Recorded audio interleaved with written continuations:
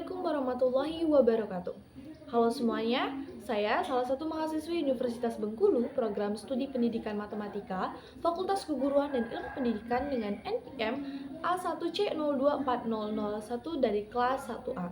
Pada kesempatan kali ini, aku akan menjelaskan materi tentang manajemen peserta didik dan sarana prasarana.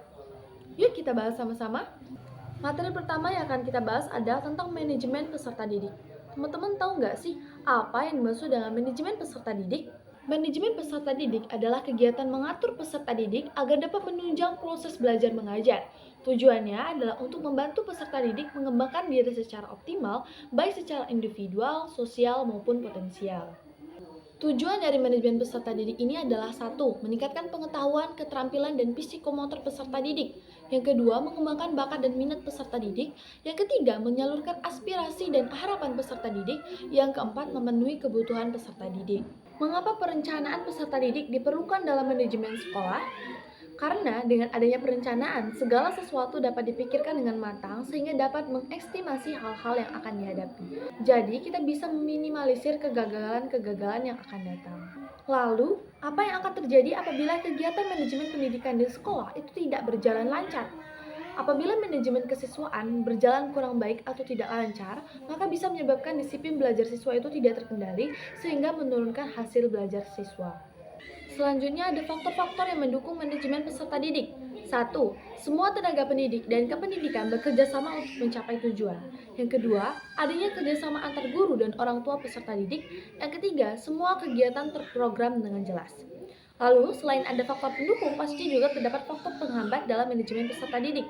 1. Rendahnya sarana dan prasarana. 2. Rendahnya kualitas guru. Yang ketiga adalah tingkat ekonomi peserta didik yang kurang memadai.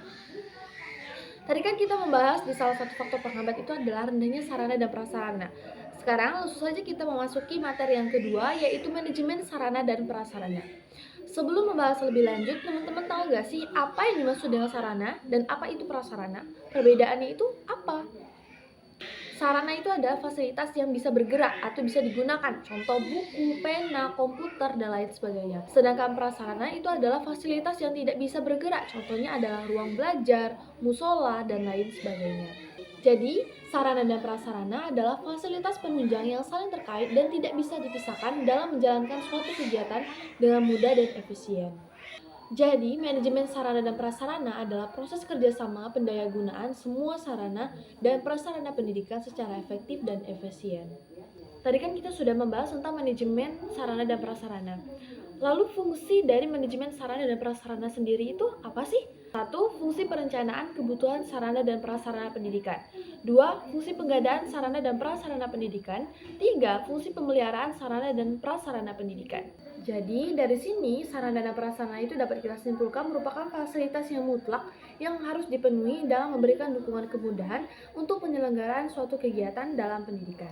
Mungkin itu saja materi yang bisa saya sampaikan. Semoga bisa bermanfaat bagi kita semua. Saya akhiri. Wassalamualaikum warahmatullahi wabarakatuh.